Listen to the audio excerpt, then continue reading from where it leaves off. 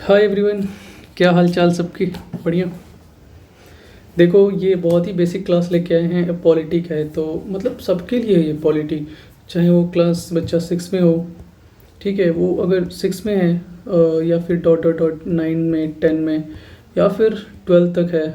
अगर वो पार्ट 1 में भी है ग्रेजुएशन की, या फिर अगर वो पार्ट 2 में है, ये 3 के लिए नहीं है।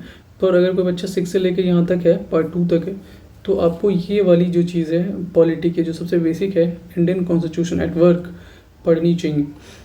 और ये किसी बच्चे के लिए भी नहीं है। अगर कोई भी है, बच्चा है या फिर सियाना है, तो उसे पता होना चाहिए इतनी सी बात अपने देश के बारे में, अपने स्टेट के बारे में, अपने कॉन्स्टिट्यूशन के बारे में, उनका गवर्नमेंट कैसे काम करती है, उनके एग्जीक्यूटिव्स कैसे काम करते हैं, उनकी लोकल गवर्नमेंट क्या है। द मोस्ट इम्पॉर्टेंट थिंग कि उनका कॉन्स्टिट्यूशन क्या है, क्यों है, कैसे है, क्या ज़रूरत थी कॉन्स्टिट्यूशन पढ़ने की, क्यों आया कॉन्स्टिट्यूशन, हमें तो इसकी नीड थी कि नहीं थी, अगर थी तो ये पूरा का पूरा कॉन्स्टिट्यूशन बना कैसे। पूरी चीज़ को समझना बहुत इंपॉर्टेंट है कि, और इसको पढ़ने के बाद आपको एक बेसिक नॉलेज हो जाएगी अपनी इन्वायरमेंट की, अपनी सोसाइटी की, अपनी कंट्री की, अपनी गवर्नमेंट की, जो भी लोकल गवर्नेंस है सबकी। तो ये बहुत इंपॉर्टेंट मैटर करता है, बहुत इंपॉर्टेंट हो जाता है आपके लिए इंडियन कॉन्स्टिट्यूशन एट वर्क को पढ़ना।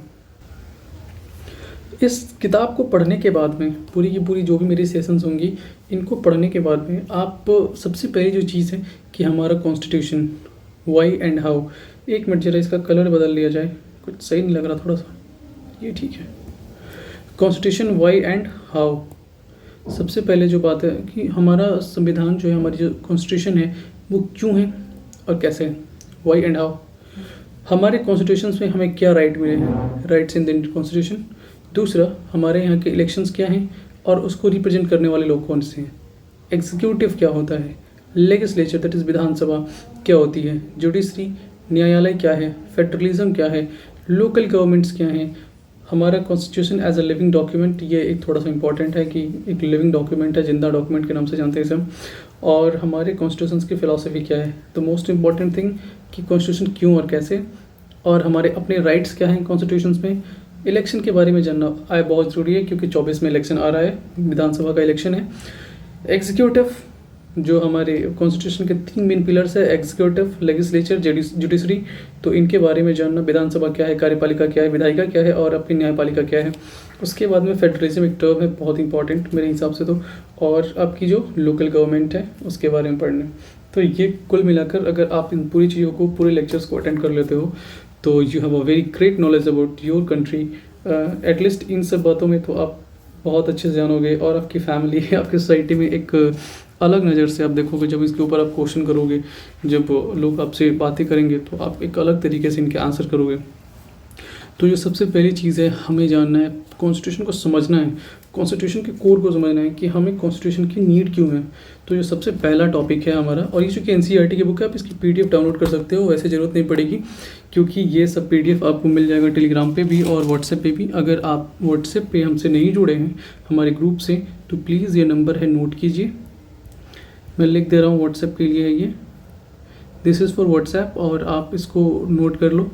और इस पर आप बस टेक्स्ट करना कुछ भी, हाय हेलो अपना नाम वाम लिख के, बस कोशिश करना कि अपना नेम ज़रूर मेंशन कर दो और अपना जेंडर, क्योंकि अभी कभी कॉमन नेम से डिफरेंट पीपल हो जाते हैं, ठीक है। वहाँ पे आपको जोड़ देंगे, वहाँ पे आपको सारी पीडीएफ्स मिलेंगी, वहाँ पे काफ़ी सारी क्विज चलती रहती हैं, क्वेश्चंस चलते रहते हैं, करंट अफेयर्स अवेलेबल रहते हैं, तो आप इससे जुड़ जाना, ठीक है। चलिए, अब बिना देरी किए हम इस चीज़ को समझे आगे अपने टॉपिक को बढ़ाते हैं, वाई एंड हाउ वाला जो कॉन्स्टिट्यूशन का पार्ट है। चलिए देखिए, सबसे पहले टॉपिक है हमारा कि why do we need a constitution, हमें कॉन्स्टिट्यूशन की क्या ज़रूरत है। लेकिन उससे भी पहले हमें ज़रूरी है ये समझना कि कॉन्स्टिट्यूशन क्या है, व्हाट इज़ कॉन्स्टिट्यूशन। तो अगर मैं साफ और शब्द में बताऊँ तो पूरा का पूरा जो चैप्टर है हमारा, वो इसी बात पे ही तो है कि कॉन्स्टिट्यूशन क्या है। तो एक वन लाइन डिफाइन जैसी कोई चीज़ इसकी नहीं है कि वन लाइन में मैं बोल दूँ कि क्या होता है।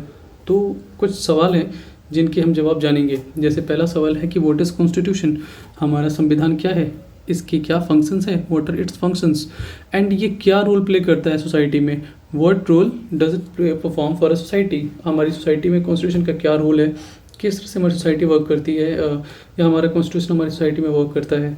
और how does a constitution relate to our daily existence, हमारे अपनी डेली लाइफ में, हमारी डेली एग्जिस्टेंस की लाइफ में कॉन्स्टिट्यूशन किस तरह से हेल्प करता है, या क्या रोल प्ले करता है, या क्या काम है कॉन्स्टिट्यूशन का हमारी डेली लाइफ में, ये सब।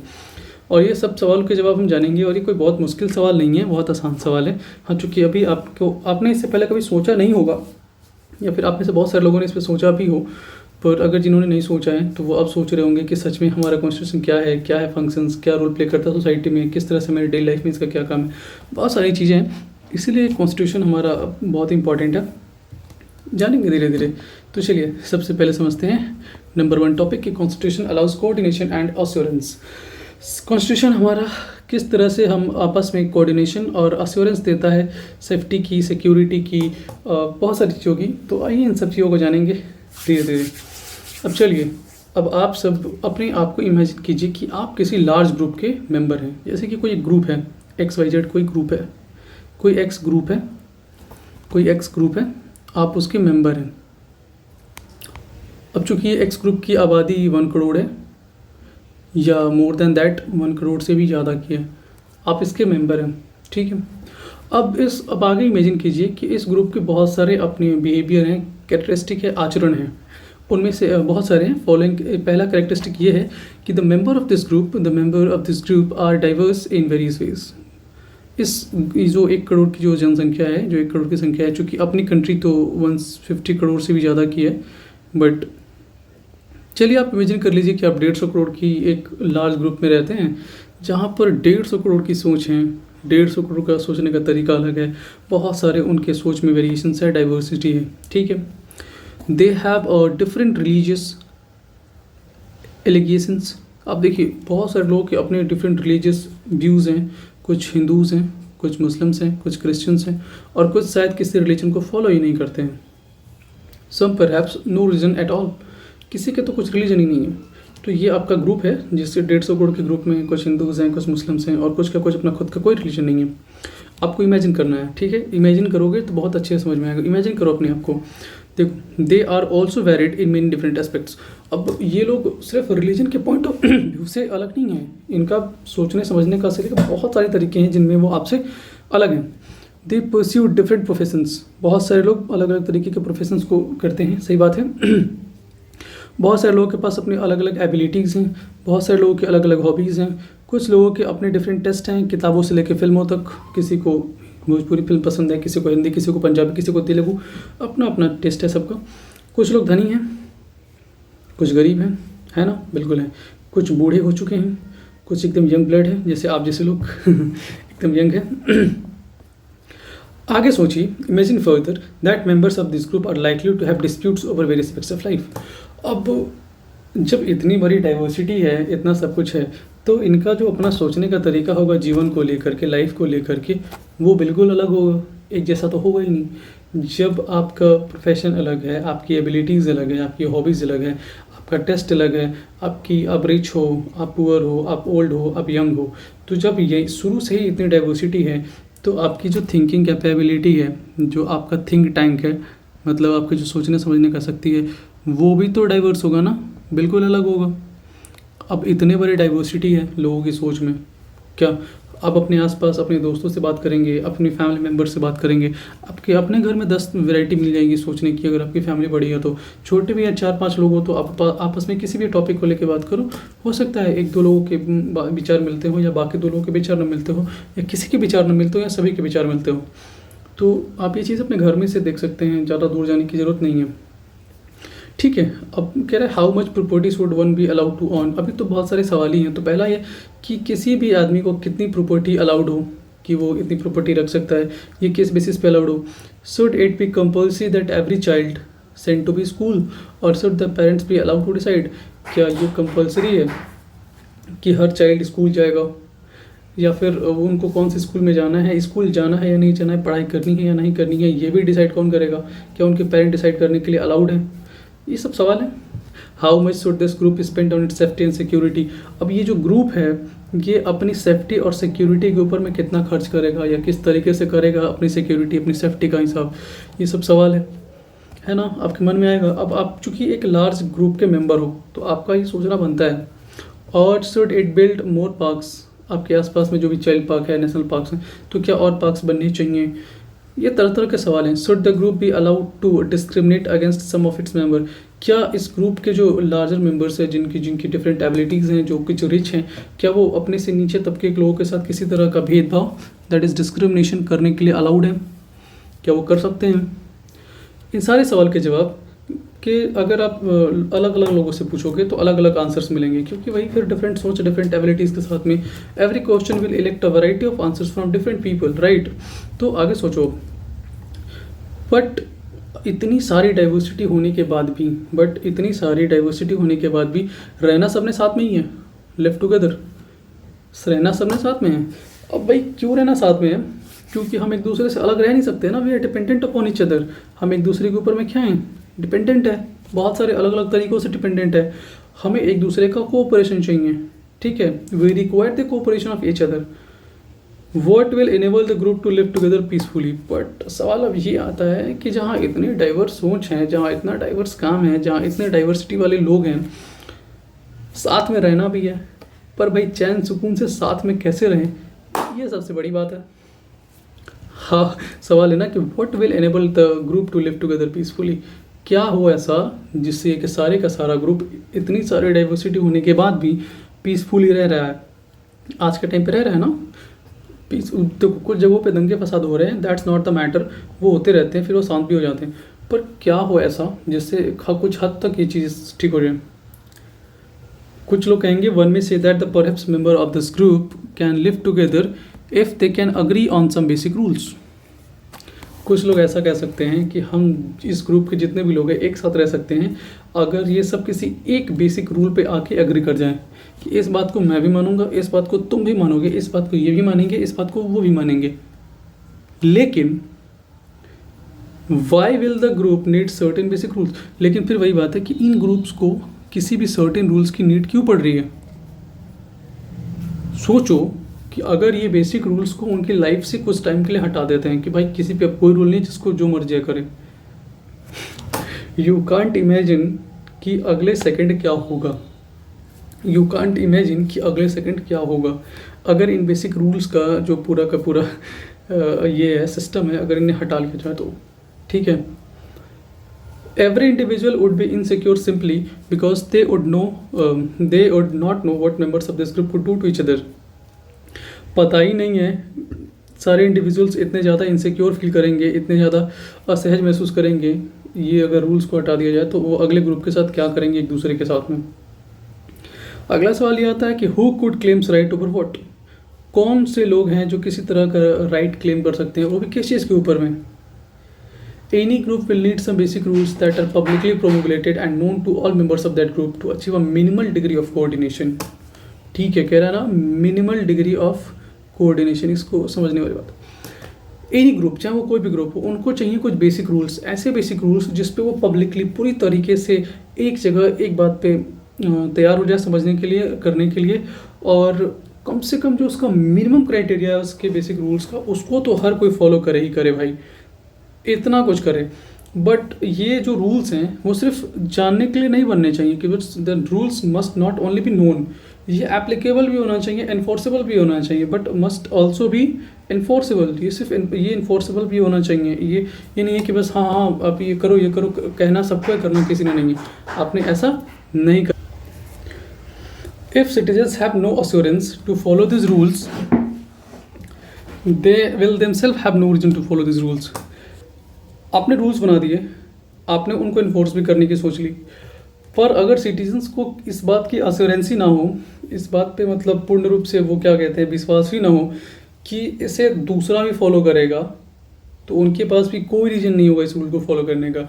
लाइक अगर तुम ये काम नहीं करोगे तो वाई मस्ट आई डू, मैं क्यों करूँ, है ना ऐसा?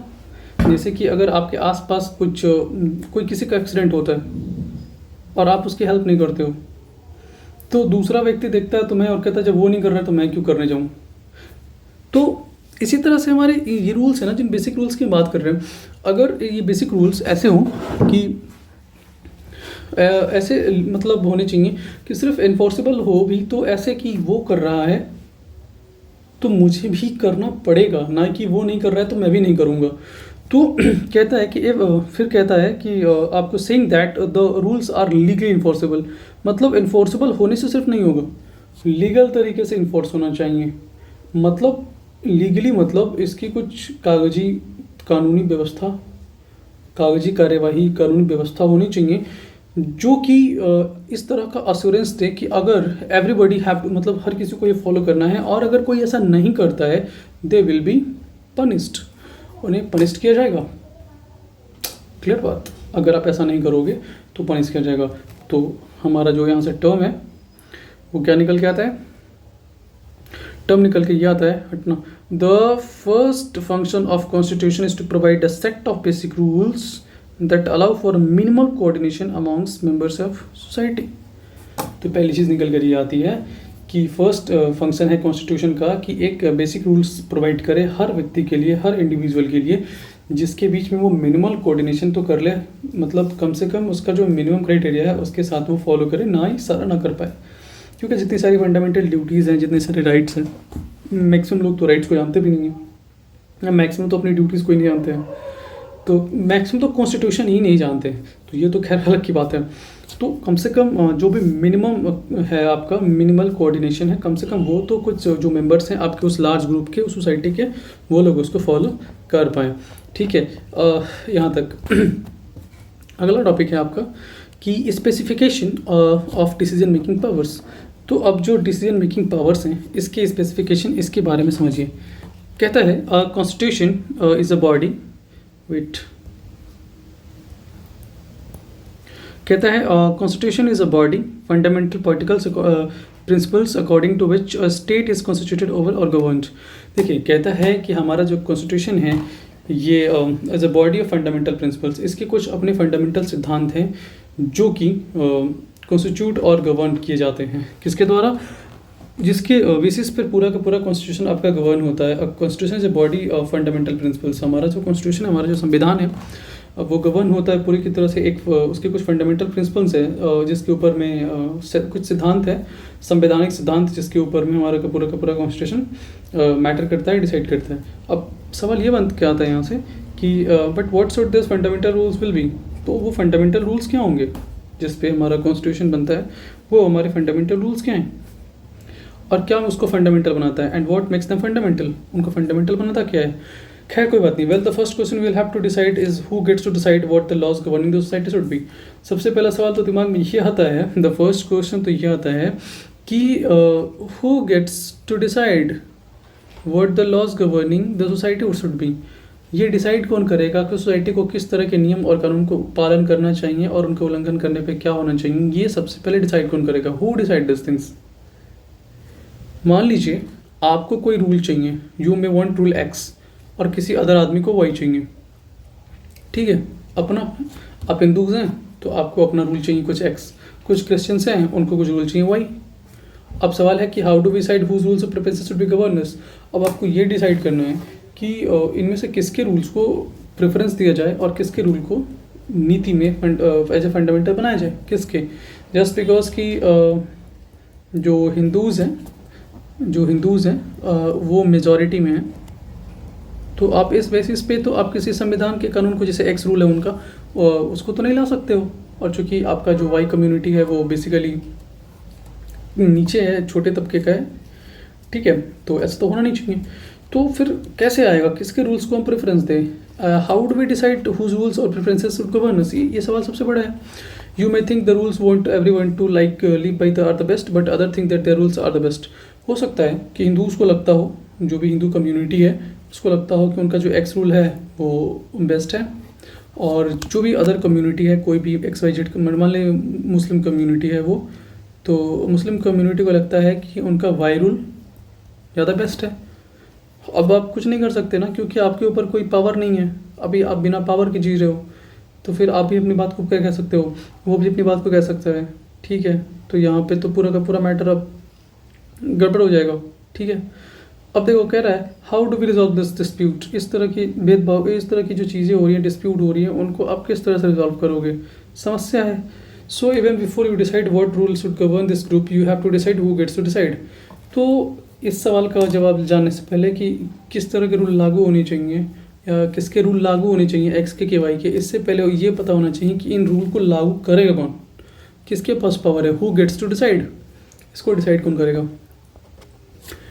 The constitution has to provide an answer to this question, constitution को इसका जवाब देना चाहिए और कॉन्स्टिट्यूशन में इसका जवाब है भी।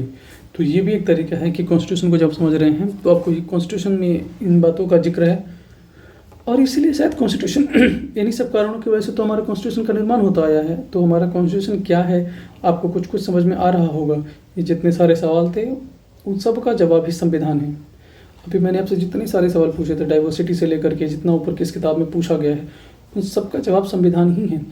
और इस बात से आप पूरी तरह संतुष्ट तब होंगे जब ये चैप्टर एंड होगा, आपको इस बात की पूरी तरह से जानकारी हो जाएगी। अब देखिए, it specifies the basic allocation of power in society, it decides who get to decide and what the laws will be. In principle, this question, who gets to decide, can be answered in many ways. In a monarchical constitution, a monarch decide. Some questions like the old Soviet Union, one single party was given the power to decide. But in democratic constitutions, broadly speaking, the people get to decide. अब आते हैं इन बातों को समझिए क्या कह रहे हैं। संविधान के पास इन सारे सवाल के जवाब हैं और इनके पास ये भी है, it specifies the basic allocation of power in society, कि ये किस तरह के पावर्स का डिस्ट्रीब्यूशन सोसाइटी के यहाँ पर समाज में होना चाहिए, ये भी संविधान के पास है। और ये तक डिसाइड करता है कि इनको डिसाइड करेगा कौन और इन लॉज को लागू करेगा कौन। In principle this question who gets to decide, अगर ये सवाल पूछा जाए कि कौन डिसाइड करेगा तो इसके बहुत सारे आंसर्स हैं। अगर कहीं पे राजतंत्र चल रहा है तो इसको डिसाइड करने की पावर किसके पास है, राजा के पास में है। और अगर जो सोवियत यूनियन जैसे कोई कंट्री है जहाँ पे सिंगल पार्टी है तो वहाँ पर उसको, यहाँ पे देखो बता रहा हूँ फिर इस दिस, जहाँ पे वन सिंगल पार्टी है तो वो डिसाइड करेगी। पर अगर डेमोक्रेटिक कॉन्स्टिट्यूशन हो, जैसे कि हमारा देश, हम सब लोकतंत्र में आते हैं ना इंडियन, तो हमारा जो इंडिया है, इंडियन पीपल हैं वो सभी डेमोक्रेटिक हैं, ठीक है। तो डेमोक्रेटिक कॉन्स्टिट्यूशन में इनको कौन डिसाइड करेगा, तो डेमोक्रेटिक कंट्री में इसे लोग डिसाइड करेंगे। जब लोगों की सरकार है, जब लोकतंत्र है तो लोग डिसाइड करेंगे। The answer is very simple, who gets to decide this things, people get to decide this things, simple. But this matter is not so simple, पर ये मैटर इतना आसान नहीं है। क्यों नहीं है भाई? क्योंकि अभी आपने फिर बात वहीं पे आकर रुकती है कि अगर पीपल को ही डिसाइड करना है तो फिर वो कौन से लोग होंगे जो इसको डिसाइड करेंगे, क्योंकि डाइवर्सिटी है ना। वो कहेगा हम डिसाइड करेंगे, ये कहेंगे हम डिसाइड करेंगे, तो फिर से डाइवर्सिटी तो आ ही जाती है।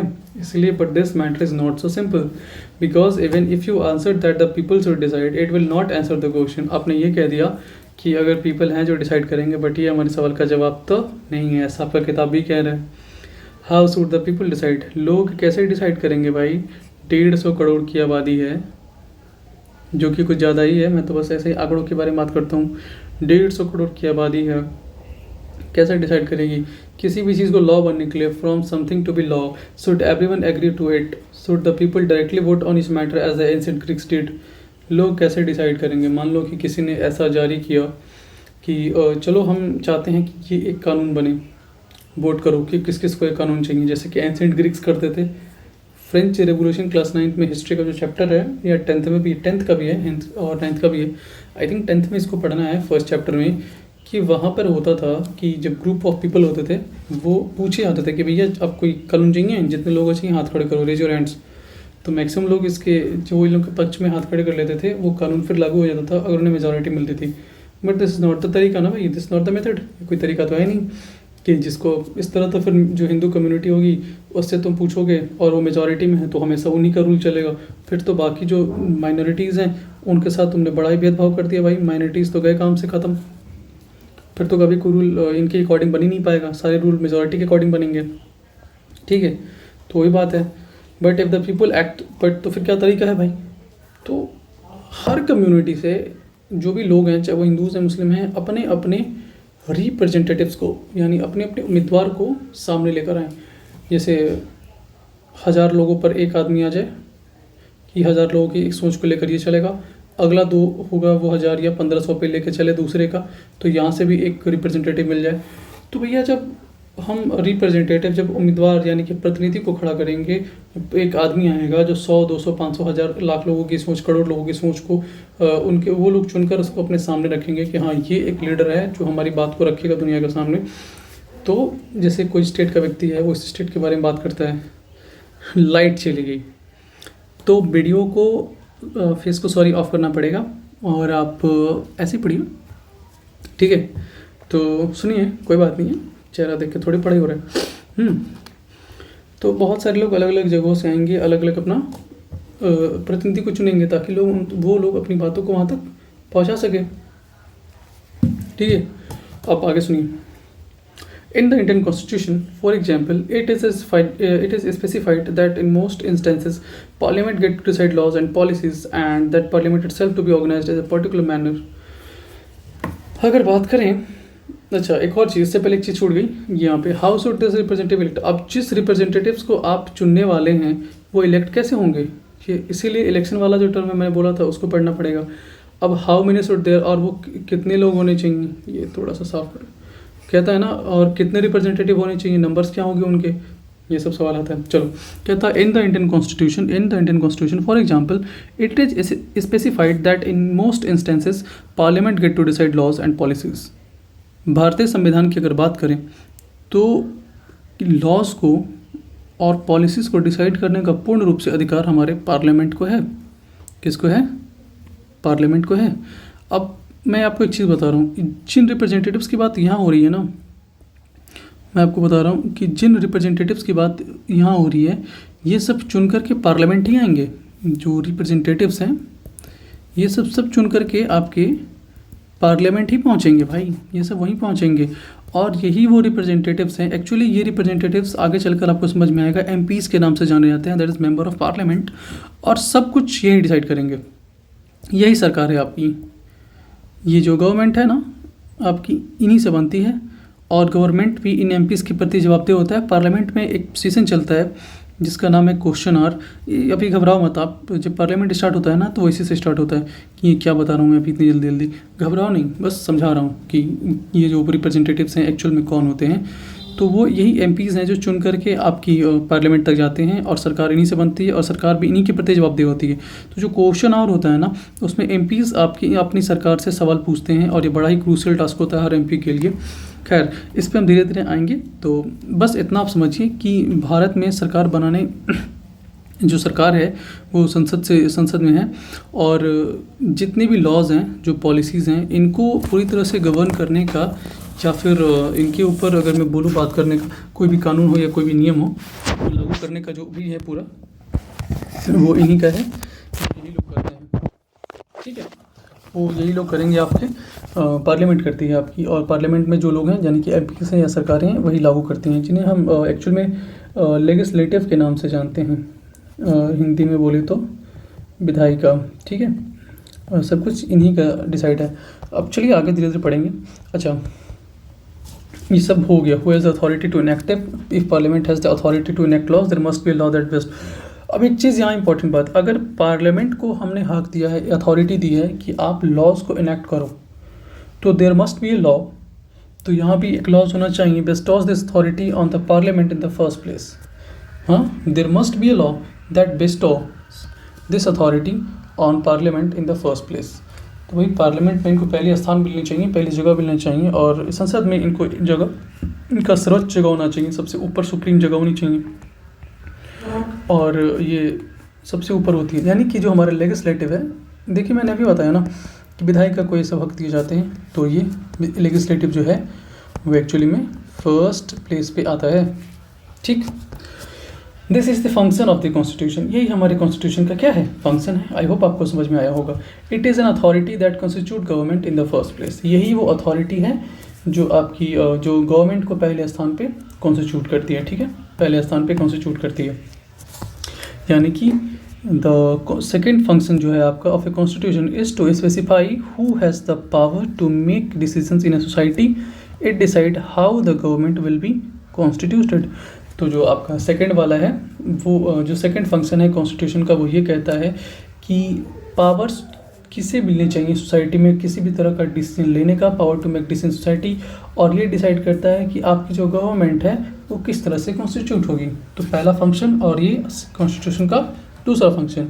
आपके सामने कह रहा है रीड अ कार्टून, आइए कार्टून देखते हैं। तो यहाँ पर ये बूढ़े बाबा, ये सभी लोग मिल करके एक कॉन्स्टिट्यूशन बना रहे हैं, यूरोपियन कॉन्स्टिट्यूशन, जो कि फेल हो चुका है। द फूडिंग फादर्स जिसे कहते हैं, ये चूँकि फेल ये मिलकर कॉन्स्टिट्यूशन नहीं बना पाते हैं, लिखा भी हुआ है, countries of the European Union try to create European constitution, the attempt failed. Here is a cartoonist, ये कार्टून ने बनाया है। और does this always happen in any constitution making. तो ये पूछना चाहता है कि क्या कॉन्स्टिट्यूशन बनाते टाइम अक्सर ऐसा होता है कि वो फेल हो जाता है।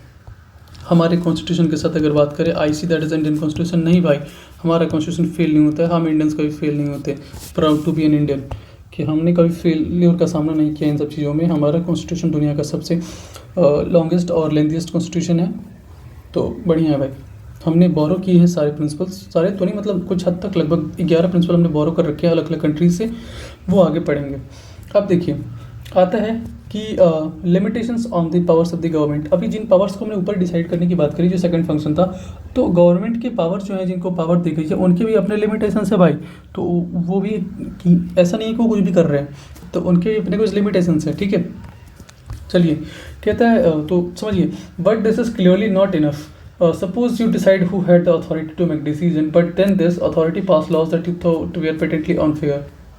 मान लीजिए आपने ये कहा कि गवर्नमेंट को इन डिसीजंस को लेने का पावर है वगैरह, पर मान लीजिए, इमेजिन करो कि जस्ट इमेजिन, मतलब आप सोचो एक बार को, इमेजिन कि ये जो गवर्नमेंट है, जिसके रिप्रेजेंटेटिव्स को आपने चुना और उसने सरकार बनाई, तो उसने कुछ अनफेयर प्रैक्टिसेस कर दी, लाइक कि वो जो आपको पसंद नहीं है, मतलब बिल्कुल ऐसा कुछ जो आपको अच्छा नहीं लगता है। तो फिर आप अब क्या करोगे? जैसे मान लो वो ये कह दे कि कोई बने, और उसने कह दिया कि इंडिया से हिंदूज टेम्पल को बैन कर दो। जैसे अभी हाल फिलहाल में केरला, सॉरी ये क्या, हाँ, कहाँ की गवर्नमेंट है ये, केरला की शायद, कर्नाटका गवर्नमेंट, सॉरी कर्नाटक की जो गवर्नमेंट है, उसने क्या कहा, कर्नाटका गवर्नमेंट ने ये कहा कि बजरंग दल को और आरएसएस को बैन कर दो, ठीक है। तो क्या मतलब है ऐसा कुछ भी बैन करने का, जब अनफेयर मीन्स ऑफ प्रैक्टिस होते हैं, इसी के बारे में बात हो रही है, ठीक है। तो it prohibited you from practicing your religion for instance. देखो आ गया सामने बात, किताब इन्हीं चीज़ों को समझाता है कि मान लीजिए कि कोई रिलीजन है, उसको आप प्रैक्टिस करें शुरू करें, just like you are Hindu, ठीक है। जैसे मान लो कि you are Hindu and you are banned to go to the temples, तो ये तो आपके साथ खिलवाड़ हो रहा है ना। तो एक, क्योंकि ये इसलिए है ना कि जो हमारे देश का जो रॉ है इंडिया रिसर्च एनालिसिस, इसका एक मोटो है कि धर्मो रक्षति रक्षता, दैट मीन्स कि धर्मा सेव्स इट्स सेवियर्स। तो जो धर्म की रक्षा करता है, धर्म उसकी रक्षा करता है। तो हमारा धर्म ये सिखाता है कि हम अपने देश की सेवा पहले करें, पर जब देश में बैठे लोग हमारे धर्म के साथ खिलवाड़ करने लगे, तो हमारा धर्म क्या सिखाता है कि उन लोगों को दंडित करें जो इस तरह की खिलवाड़ करते हैं धर्म के साथ, चाहे वो किसी का भी धर्म हो। हमें दुनिया के धर्म के बारे में ज़्यादा नहीं पता, क्योंकि दुनिया में सैकड़ों धर्म हैं, लाखों धर्म हैं, लाखों लोग मानने वाले हैं। हम अगर बात करते हैं इंडिया में, तो इंडिया में मोस्टली 82% 82% हिंदू हैं, ठीक है। और ये हिंदू के सोचने का तरीका है, ये उनके, जहाँ पे आपने एक सेकुलर कंट्री बना के रखा है, जहाँ पे सारी जो भी आपके लोग हैं बिल्कुल सेफ़ हैं, सिक्योर हैं, ना किसी तरह का दंगा फसाद इनके द्वारा होता है। तो ये इनके सोचने का तरीका है, this is the way that they think, ठीक है। तो अब देखो, तो मान लो कोई सरकार जो इस तरह की प्रैक्टिस करेगी, और it enjoined that clothes of certain colour were prohibited. मान लो कि कुछ लगाते हैं और कहते हैं कि नहीं, आपको ये इस तरह के कपड़े, इस कलर के कपड़े नहीं पहनने, या इस तरह के कपड़े नहीं पहनने। तो फिर इन सब चीज़ों को, और that you are not free to sing certain songs, कुछ गाने नहीं गाने दिए जाते हैं आपको, गाने पे बैन है, घूमने फिरने पे बैन है, बहुत सारी चीज़ें। तो फिर गड़बड़ हो जाती है ना बात, पावर्स का गलत इस्तेमाल, ठीक है। मान लीजिए अगर ये भी कहा जाता है कि कुछ पर्टिकुलर ग्रुप के लोग हैं, कास्ट रिलीजन के लोग हैं, जो हमेशा दूसरों की सेवा करें, सर्व अदर्स, उनका कुछ अपना लाइफ नहीं है क्या, वो तुम्हारी ज़िंदगी भर गुलामी करने के लिए बने हैं? ऐसा तो होना नहीं चाहिए। तो इस तरह की चीज़ें हैं, या फिर कोई किस तरह की प्रॉपर्टी ना ले सकता हो, या ऐसा। तो फिर अगर गवर्नमेंट कुछ इस तरह के रूल्स बनाती है, तो फिर क्या, और that government could arbitrarily arrest someone, या फिर बिना मतलब कि किसी को गिरफ्तार कर ले, that of people at a certain skin colour, मतलब मान लो स्किन बेसिस पे, दिस इज रेसिज्म, रेसिस्ट बन जाए, रेसिस्ट बन जाए, ठीक है, इस तरह की बातें हो, लाइक कि अरे तुम ब्लैक को पकड़ ले, या फिर कुछ लोगों को कुएं से पानी निकालने पर रोक लगा दिया जाए, वगैरह वगैरह, इन सब चीज़ तरह की। तो गवर्नमेंट है ना, जब आपने उसको पावर दे दिया है कि भाई तुम कुछ भी बनाओ, तो ऐसा तो कुछ भी कर सकते हैं। तो आपको ऐसा सोचना पड़ रहा होगा अभी कि भाई अगर इस तरह के लॉज हैं तो बिल्कुल गलत है, अनजस्ट और अनफेयर मीन्स है। And even though they were passed by government that had come to into existence based on certain procedure, would be something obviously unjust about that government enacting these laws। और government इसको लागू भी कर दे रही है अपने कुछ मतलब रूल्स एंड रेगुलेशंस के अकॉर्डिंग, सर्टेन प्रोसीजर्स करके उसको लागू भी कर दे रही है। तो भैया इसीलिए जो थर्ड फंक्शन है हमारा, सो थर्ड फंक्शन ये कहता है, so the third function is constitution is to set some limits on what government can impose on its citizens। These limits are fundamental in the sense that government may never trespass them। तो तीसरा जो सबसे important है कि हमारा जो संविधान इसलिए भी इम्पोर्टेंट हो जाता है। अब आपको समझ में आ रहा होगा अपने संविधान का इम्पोर्टेंस। तो आपका जो संविधान है वो गवर्नमेंट पे पूर्ण रूप से रोक लगाता है कि आप कुछ भी इस तरह का रूल रेगुलेशन लागू ना करें जिससे आपके सिटीजन्स को किसी भी तरह की परेशानी हो। इसलिए हमारा कॉन्स्टिट्यूशन क्या है भाई, बहुत ही ग्रेट कॉन्स्टिट्यूशन है, ठीक है। दिस लिमिट्स आर फंडामेंटल, और ये लिमिट्स क्या हैं, फंडामेंटल होनी चाहिए, और गवर्नमेंट को बिल्कुल भी किसी भी तरीके से इनका उल्लंघन, ट्रेसपास का मतलब होता है उल्लंघन करना, आप इनका मतलब किसी तरह से इनकी अवज्ञा ना करें, एक सेकंड, इनकी अवज्ञा ना करें, इसके लिए वो भी मजबूर हैं, ठीक है। तो टॉपिक निकल के आता है constitution limits the power of government. अब बहुत सारे तरीक़ों से जो आपकी जो कॉन्स्टिट्यूशन है वो गवर्नमेंट की पावर्स को इन मेनी वेज वो लिमिट करती है, रोक के रखती है, उन पर लगाम कसे रखती है। The most common way of limiting the power of government is to specify certain fundamental rights that all of us possess as citizen and which no government can never be allowed to violet.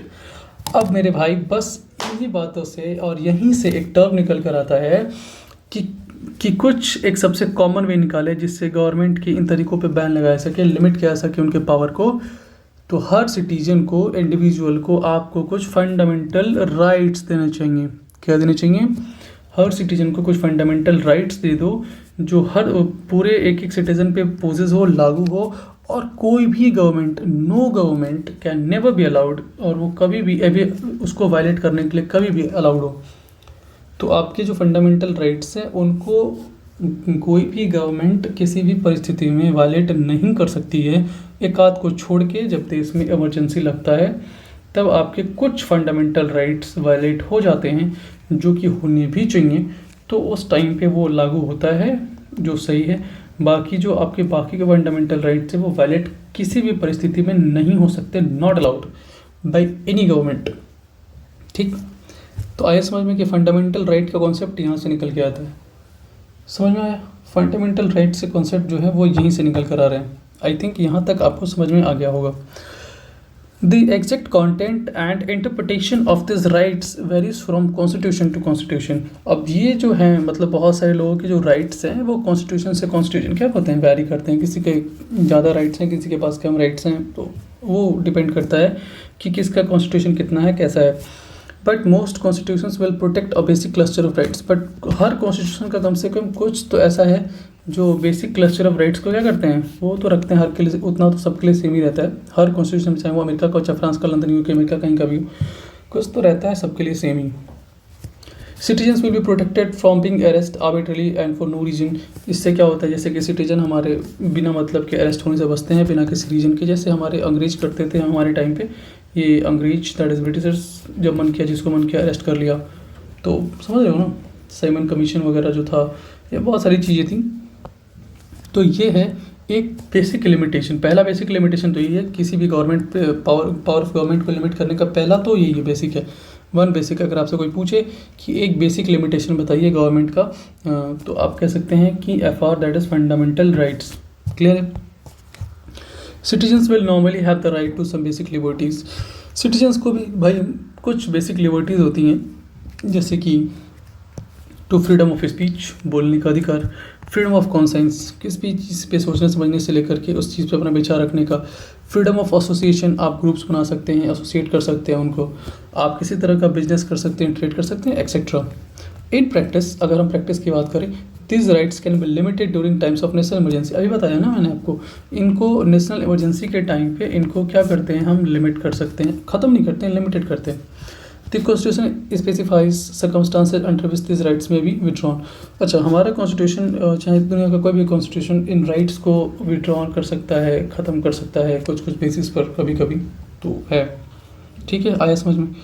तो अभी के लिए इतना समझते हैं, और बाकी कि अगर आपको समझ में आया तो प्लीज़ भर भर के बताओ, कमेंट करो और अपने डाउट्स पूछो। प्लीज़ इसको शेयर करो और समझाओ। अगला जो टॉपिक है वो aspiration and goals of society है, अपने सोसाइटी के बारे में समझेंगे।